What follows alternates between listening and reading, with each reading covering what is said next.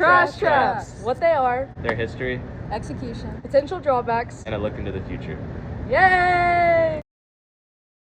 Trash traps are a pretty simple concept. They trap trash. They're designed in a V shape on the surface of the water to direct all the trash into the middle of the body of water, and they work with the flow of the river to trap the trash as it's coming down. Under the surface of the water, there's netting that is designed with the aquatic organisms and fish in mind, so that if there's larger fish or organisms in the body of water, the holes in the net can be larger to allow them to pass through regularly, so that the trash trap can effectively do its job while disturbing the ecosystem as little as possible.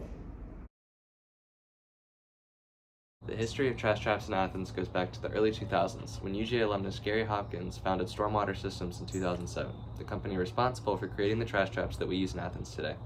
In 2021, trash traps were installed in Tanyard Branch and Trail Creek, and in the first few months they collected about 40 pounds of trash and a little over 700 items.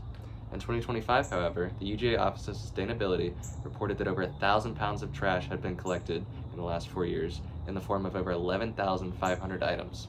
So clearly, they're working. Now comes the execution.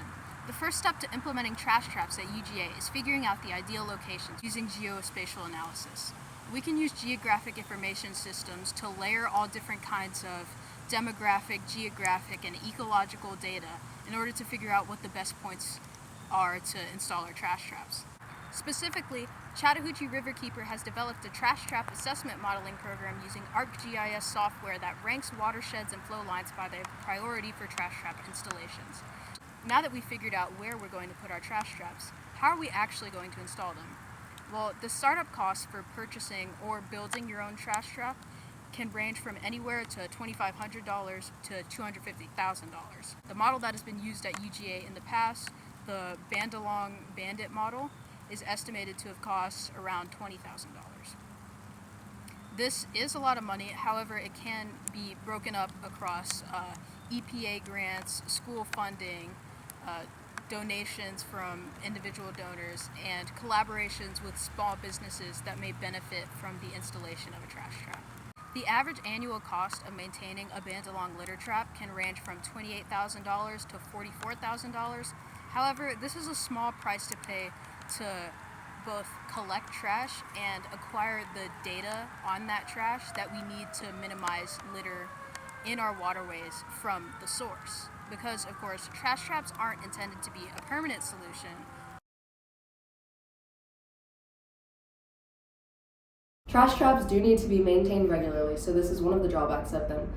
If they are not maintained regularly, the trash can build up and make it difficult for anything to pass through, which is necessary for the life cycle of fish and the river itself. There is also a danger of microplastics getting into the water because most of the trash traps are made out of plastic. However, this disadvantage is far outweighed by the amount of plastic that is getting taken out of the rivers by these devices. If all these plans come together and thrive in the way that we know that they can, UGA and Athens as a whole will feel better connected to their waterways, more inclined to protect them, and come together as a community in the process. In the far future, we hope that trash traps won't be necessary, and that the root sources of trash pollution are dealt with and kept up. But for now, this is our best bet.